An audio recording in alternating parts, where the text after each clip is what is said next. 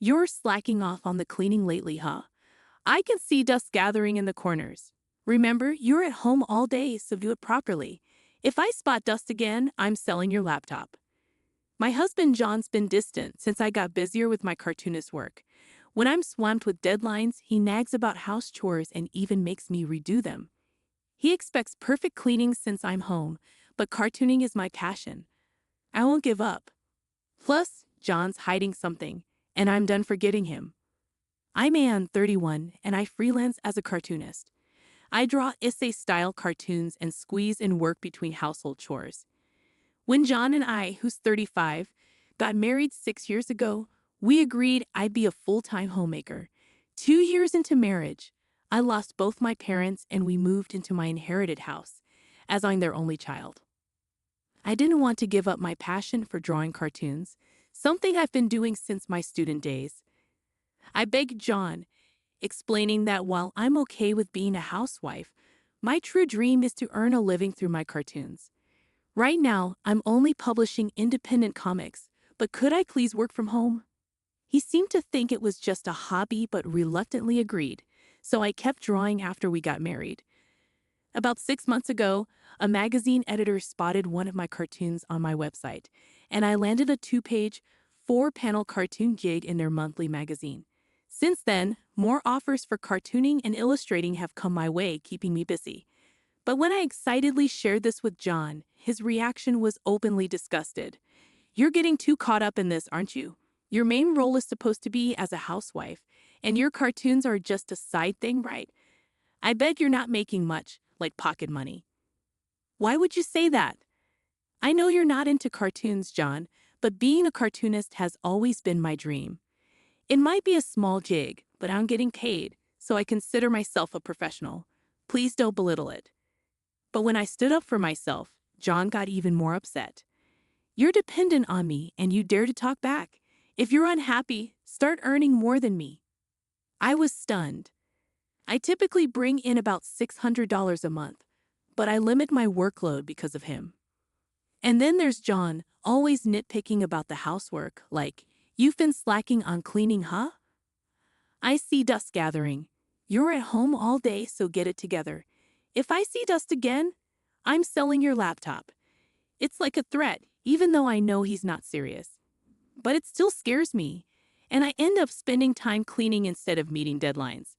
When I'm busy, he gets even more annoying, pointing out every little thing that needs to be done around the house. Then came the breaking point. John always has dinner right when he gets home from work. That day was no different. He sat down, took a bite of the stew, and exploded. "What's this? The carrot isn't cooked properly. Are you trying to mess with me?" I come home exhausted, and this is what you serve your husband. I had been lost in my thoughts after meeting a deadline when John's sudden outburst snapped me back to reality. I turned to him just as he grabbed the glass of beer in front of him and splashed it over me. I was shocked. I never imagined I'd have beer thrown at me. The surprise hit me hard because I never saw it coming. I'm sorry. I must have been distracted while cooking. The rest of the meal should be fine, so you can just ignore the carrot. Midway through cooking, I realized I forgot to add the carrots. In my rush, I tossed them into the stew without parboiling them. Even though I had made sure the potatoes were cooked, I completely overlooked the carrots. It was unlike me to make such mistakes, and I felt awful. It seemed John couldn't forgive this slip-up as easily as I had hoped. It's frustrating to have a wife who can't even handle basic household tasks. "Maybe I shouldn't have married you," John muttered as he stood up and walked out of the dining room. I hurried after him as he headed towards the bedroom. "Where are you going?" "I need some space until you realize what you've done." "What?" I stood there stunned as John packed his things into a travel bag and walked out. I tried to follow him, but he hailed a taxi at the nearest station and disappeared. Despite my repeated calls and texts, he didn't respond or read my apologies. Overwhelmed, I collapsed and broke into tears. It was then that I felt a tap on my shoulder. Turning around, I saw Mr. Tom, John's boss. We used to work together before John and I got married. with Mr. Tom being my boss who had mentored me when I first joined the company. "Mr. Tom, you smell like alcohol. Were you drinking while cooking?" I joked, trying to lighten the mood. "Hello. I hate to admit it, but I had a disagreement with John," he replied somberly. "That guy can be a bit arrogant sometimes. It's manageable when it's just work-related, but I can only imagine how frustrating it must be living with him." I vented, feeling relieved to share my feelings. Mr. Tom nodded in understanding, flashing his trademark bright smile. That smile had always been a source of comfort to me during tough times at work. We decided to grab a bite at a nearby diner and catch up. "So what's got you so upset?" he asked kindly. "Well, it's my fault. I messed up the cooking today. Tried making a stew, but the carrots weren't cooked well, and it upset John." "Ah, happens to the best of us. My wife does the same sometimes. When it does, we just roll with it. Getting worked up doesn't help, you know." I appreciated that perspective. A smile crept onto my face as we chatted. "So, no argument over drinks then?" "No, the beer smell? That's from John splashing it on me because of the cooking mishap. I thought I'd dried off at the station, but clearly not," I chuckled. "I've had that happen. Even if someone says you smell of alcohol, it's hard to be sure." Mr. Tom chuckled back. "What? He splashed beer on you over a small cooking mistake? That doesn't sound like John at all. I never liked the guy, but I never thought he'd do that to his wife." Mr. Tom's voice dripped with genuine indignation, oddly lifting my spirits. "Why did you come to the station? You look like you ran here in your apron." "Another issue with John?" I asked. "Yeah, John got strange, called me lazy, and stormed out, saying he wouldn't return until I reflected on my actions. I followed him here, but he took a cab and left. I'm lost," I explained. Mr. Tom's angry expression softened. "I can't say for sure now, but I have a bad feeling. I'll look into John. You might want to check the house for anything he left behind," he advised before we parted ways for the day. Following his suggestion, I searched John's usual spots and found a hotel points card in his pants pocket. It had been recently used on a Saturday, a day he claimed to be working. Suspicion grew as I recalled something forgotten: the GPS locator app we installed before marriage. I checked it and found John in an unexpected place, a popular tourist spot known for romantic dates. Convinced he was with someone else, I called Mr. Tom the next day. "Mr. Tom, thank you for yesterday." "No problem. Is everything all right? Did John not show up for work today?" Mr. Tom remained silent for a moment before exhaling heavily. "Yes, he's on paid leave for the next 4 days. I suspected as much. I hate to say it, but he's probably—" "I understand. This helps clear things up. Thank you," I replied. After ending the call, I made a decision and left the house. I had been contemplating my next move. If John ever betrayed me, this is what I would do. Once my task was complete, I dialed another number. "Hey, it's been a while," I greeted. The person on the other end responded cheerfully, but as soon as I brought up John, they sided with me. I hung up feeling reassured, believing things would soon take a positive turn. The following day, accompanied by a few individuals, I headed to the location pinpointed by John's smartphone GPS. It led us to a resort hotel near a renowned tourist spot. Currently, he appeared to be outside the hotel, with the GPS indicating he was near the beach. John's face drained of color the moment he laid eyes on me. Seizing the opportunity, I quickly aimed my phone at him and snapped multiple pictures, capturing him alongside a young woman in her early 20s. I had been discreetly photographing them for the past half hour, while John applied suntan oil to the woman, who was clad in a bikini. I allowed them to swim, patiently waiting to gather irrefutable evidence of John's infidelity.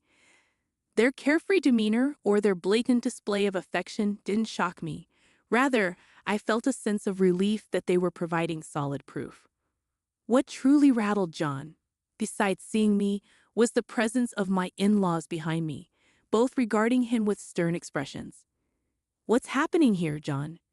I approached with a forced smile, causing John to stumble backward in the sand and land on his rear. My mother-in-law let out a disappointed sigh. How disgraceful, even for my own son. And who is this woman you've abandoned your wife for? She's useless at home, John blurted out, hastily pointing at me and shifting blame. Is it fair to say she does absolutely nothing? Even if she occasionally skips cleaning, she handles laundry, cooking, and dishes every day, doesn't she?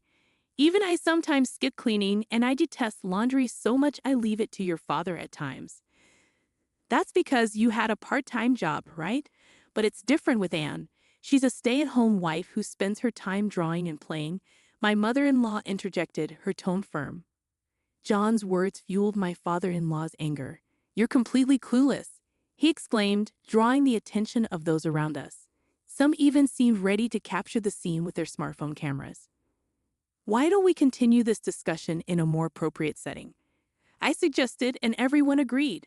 My in-laws and I headed to a nearby restaurant where John and the woman he was cheating with changed from their swimsuits into casual clothes and joined us. Once seated, we listened to John's explanation. I wanted Anne to be a stay-at-home wife, but she picked up this useless hobby of drawing cartoons and neglected her housework. When she refuses to obey me, it's only natural for me to seek a replacement wife, John declared. Mary was quick to respond. Wait, that's different from what you told me. You said you were troubled because of a stalker at your house, and you wanted to escape that reality for a while. I suggested going to the police, but you assured me the stalker would be caught soon. I wouldn't have gone out with you if I knew you had a wife, Mary sobbed, her distress evident. It turned out she was a college student who had met John on a dating app. Attracted to an older man, she agreed to date him, only to realize she had been deceived. I'm really sorry. I won't contact John again. Consider this a lesson learned, and I'll be more careful next time. Mary apologized, bowing deeply to me and my in-laws before showing us the screen where she deleted John's number. Leaving some money for her coffee on the table, she hurriedly left. I shot a glare at John, who looked stunned by Mary's departure. It's only natural that I have my own feelings and circumstances. I'm not some robot you can manipulate. Cheating just because things aren't going well is despicable, I admonished. Before John could respond, my father-in-law interjected, his tone firm. You still seem too content, John. But who's the one working and providing for Anne? You should respect me as the breadwinner. John trembled with anger, but my father-in-law addressed him calmly. You're acting like a child. Just because things aren't going your way, you're throwing tantrums like a toddler. Learn to accept reality. There's nothing more to say. With that, my in-laws stood up, settled the bill, and made their way to the register. Left alone with John, I found myself at a loss for words. John, I've been offered a serial comic strip in a magazine, I announced. John's demeanor shifted completely, and he looked at me with surprise. Oh, congratulations. Because of this opportunity, I can no longer be the stay-at-home wife you want. I'm sorry, but I'm tired of being with you, John. I want a divorce. I'm sorry. It's all my fault. You can pursue your comics, and I'll help with the housework. I won't be arrogant anymore, John pleaded, tears welling in his eyes. But I couldn't bear to look at him any longer. I'm sorry, but that's not the issue anymore. You looked down on me, didn't you? I believed marriage was about equality, but you saw yourself as superior because you were the provider, didn't you? Maybe I did, but I changed. I promise I won't make you suffer anymore. Please don't talk about breaking up, John begged. I've made the decision to sell the house we lived in. I have a relative who works in real estate, and they've agreed to buy it from me. There's still some paperwork and arrangements to finalize, so it won't happen immediately, but it'll be at a lower price than if we went through a broker.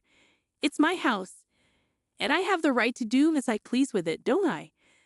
I want to end our relationship as soon as possible. I'm planning to leave tomorrow, and you should find somewhere else to stay as well.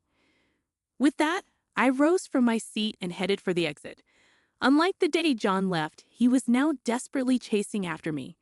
However, when I got into the car, my father-in-law, who was behind the wheel, swiftly drove off. As I slammed the door shut, I saw John running after us, tears streaming down his face, but soon he disappeared from view.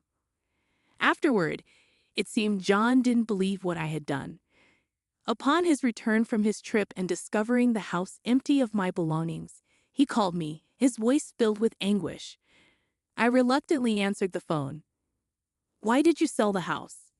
It was our home, wasn't it?" "Why are you saying such things?" "It's the house I inherited from my parents, remember." "But I should have some rights to it too, shouldn't I?"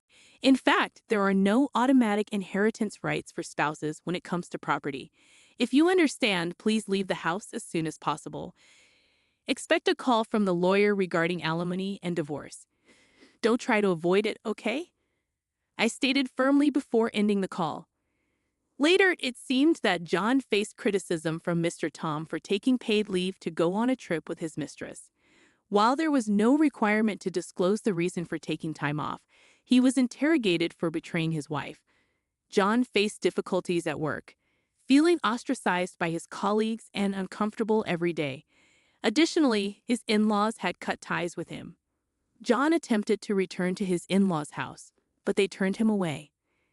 After paying alimony, John depleted his savings and began accumulating debt.